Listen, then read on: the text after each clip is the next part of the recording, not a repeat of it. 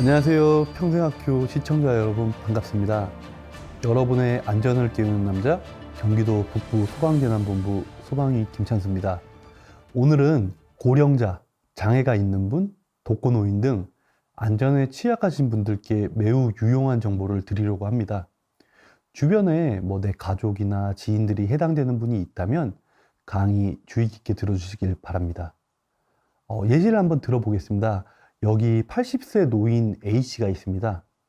갑자기 왼쪽 입이 돌아가고 한쪽 팔다리에 힘이 빠지고 말이 어눌해지며 의식이 저하되는 상황입니다. 말이 잘 나오지 않아 119에 도와달라고 문자 신고만 겨우겨우 남기셨어요. 그런데 119가 집까지 찾아와 비밀번호가 걸린 방 문을 열고 환자를 뇌졸중 처치가 가능한 병원까지 신속하게 이송했습니다. 도대체 어떻게 된 걸까요? 119가 마법이라도 부린 걸까요? 오늘 강의를 끝까지 들으시면 매우 많은 것을 얻어가실 거라 생각합니다. 화재, 구조, 구급 등 긴급 상황에서는 뭐가 제일 중요할까요? 119 신고부터 화재 진압, 구조, 구급, 어떤 상황이든 간에 모두 신속함이 중요하겠죠. 특히나 응급 환자를 살리기 위해서는 빠르고 정확한 신고가 매우 중요합니다. 오늘은 119 신고 방법과 주의사항, 그리고 119의 환자에 대한 정보를 미리 등록하는 방법까지 알려드리겠습니다.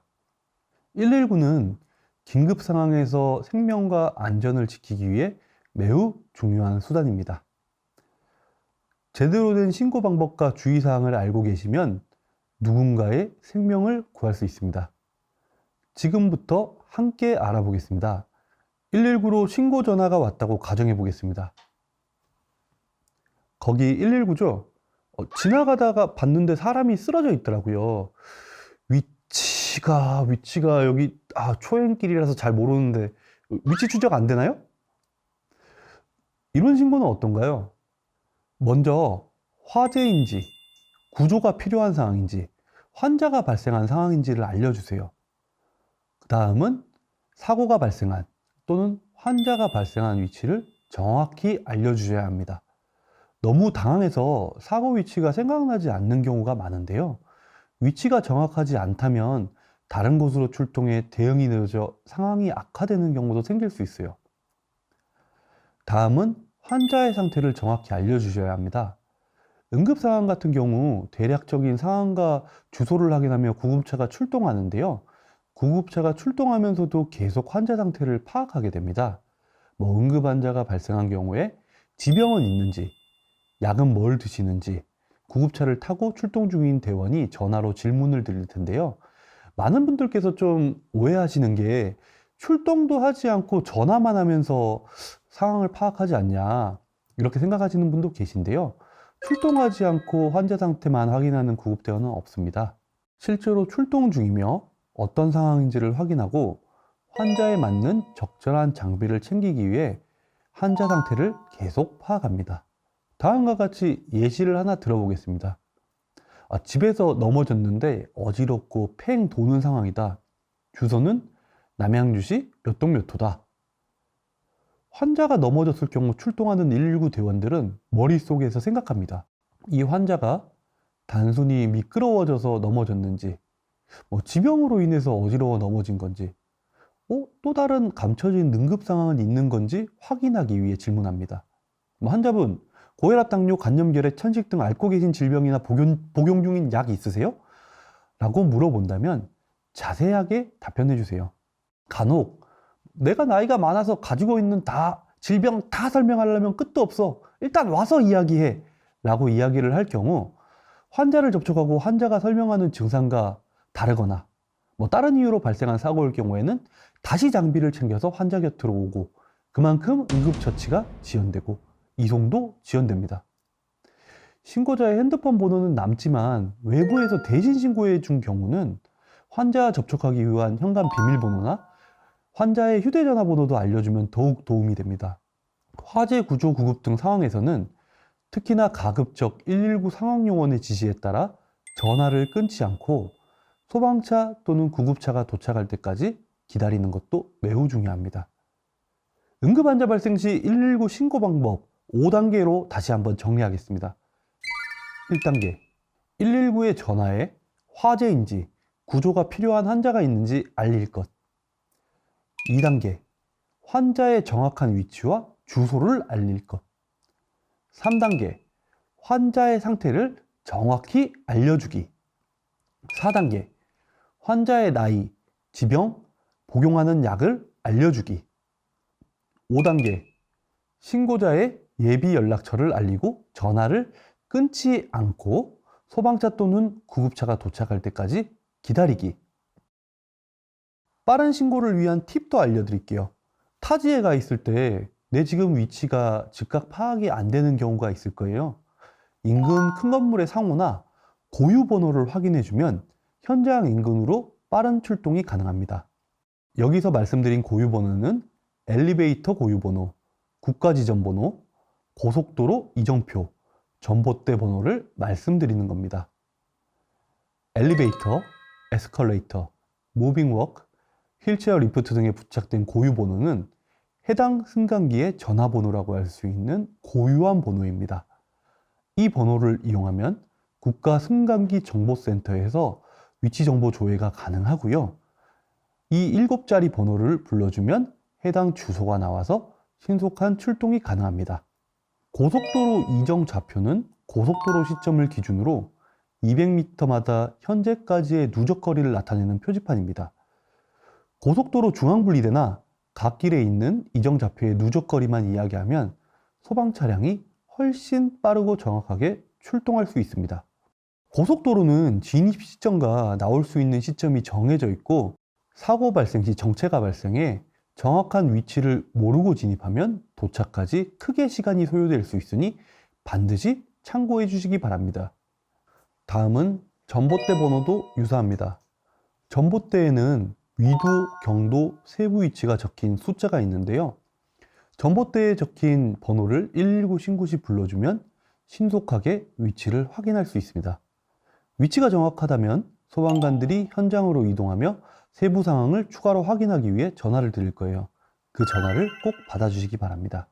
요즘은 전화번호가 다 뜨고 처분도 강하니 장난 전화가 최근에는 많이 줄어들었습니다만 119를 통한 비응급 신고들이 더 문제가 되고 있습니다.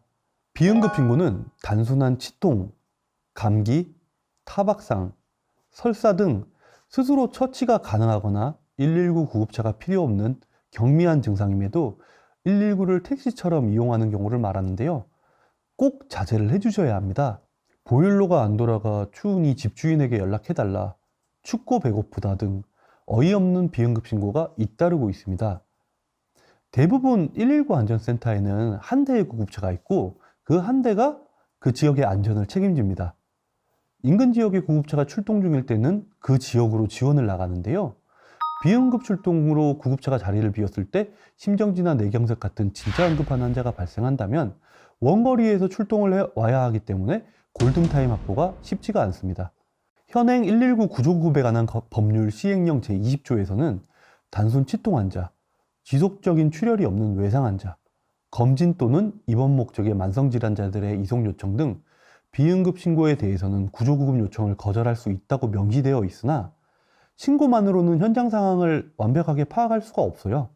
구급차가 출동할 수밖에 없는 만큼 나와 내 가족이 진짜 응급 상황에서 신속히 처치를 받을 수 있도록 성숙한 시민의식으로 도와주시기 바랍니다. 여기서 잠깐, 여러분, 화재 구조 구급 신고는 119, 범죄 신고는 112로 알고 계시죠? 2016년 10월 28일부터 119와 112가 통합되어서 둘 중 어디를 눌러도 신속하게 신고가 가능합니다. 그럼 긴급 상황 신고는 전화로만 가능할까요? 아닙니다.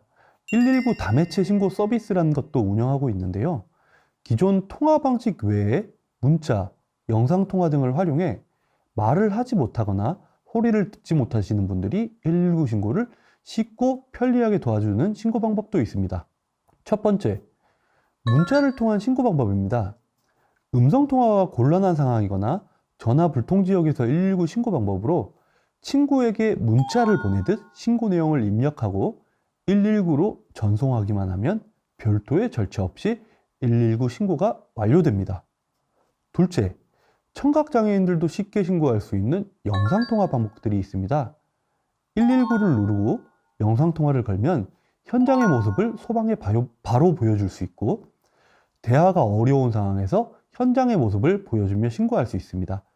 특히나 혼자 있을 때 심정지 상황이 발생했다면 영상통화를 통해 어떻게 심폐소생술을 하는지에 대한 방법도 알려줄 수 있고, 119 상황요원이 현장 상황을 파악할 수 있으니 영상통화도 자주 활용해 주시면 감사드리겠습니다. 119 앱을 통한 신고 방법입니다.